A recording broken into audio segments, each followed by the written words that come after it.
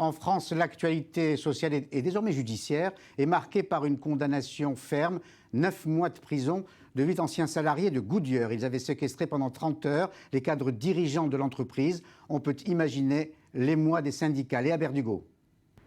Une catastrophe, une peine démesurée. C'est en ces termes que les 8 anciens salariés de l'usine Goodyear d'Amiens Nord accueillent leur verdict. Michael Vamen est l'ancien dirigeant de la CGT au sein de l'entreprise. Il dénonce un procès politique. Ce jugement, il est simplement là pour faire un rappel à tous ceux qui, comme nous, oseraient lever la tête, pour dire que dans notre pays, il faut plus de liberté, il faut plus de droits et il faut surtout plus de justice sociale. Moi, je me rappelle quand même du candidat Hollande qui est venu sur notre parking, qui nous avait promis qu'il ferait tout pour pas que notre usine elle ferme. Il a fait l'inverse, l'usine est fermée et maintenant il veut nous faire condamner à de la prison ferme. Janvier 2014, 2 cadres de l'usine sont séquestrés pendant 30 heures. À sa libération, le directeur de la production reconnaît qu'il n'y a pas eu d'atteinte à son intégrité physique. Lors du procès, les prévenus avaient évoqué un coup de colère face à une direction sans réponse à la détresse sociale des employés quelques jours avant la fermeture de l'usine. Même si les conflits sociaux ont été nombreux ces dernières années, ils ont rarement débouché sur des procès ou des condamnations.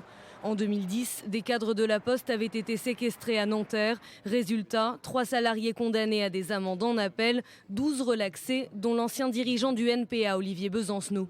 Depuis l'annonce du verdict, les réactions pleuvent. Certains politiques fustigent une ignoble décision. Les condamnés ont d'ores et déjà annoncé qu'ils feront appel. Et Léa, c'est une vraie surprise, c'est tellement rare qu'il y ait une condamnation ferme à la prison. Exactement. Alors, en théorie, la séquestration est très lourdement sanctionnée. On a 2 cas de figure. Si elle ne dépasse pas 7 jours, elle est passible de 5 ans d'emprisonnement et de 75 000 € d'amende. Au-delà, de 20 ans de réclusion et de 150 000 € d'amende. Seulement, en pratique, eh bien, la réalité est tout autre puisque les poursuites sont très rares. Alors, petit récapitulatif de ce type d'incident. Cette image qui a beaucoup choqué l'opinion. On y voit le DRH d'Air France, Xavier Brossetta, chemise arrachée, être évacué par les forces de l'ordre. Cela se passe en octobre dernier lors du comité central d'entreprise. 5 salariés sont accusés d'avoir pris part aux échauffourées qui sont survenues lors d'une manifestation.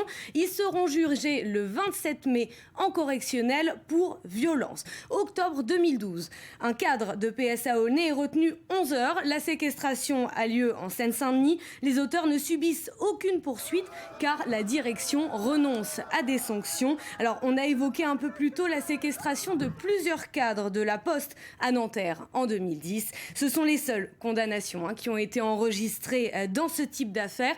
Pas de prison, seulement des amendes. Février de la même année, 50 salariés de Pierre Import retiennent toute une nuit le PDG et son directeur général. Aucune poursuite, là encore. Enfin, en 2009, 9 séquestrations ont été recensées, ce qui est exceptionnel, dans une usine Michelin en Saône-et-Loire ou encore dans celle de Caterpillar à Grenoble.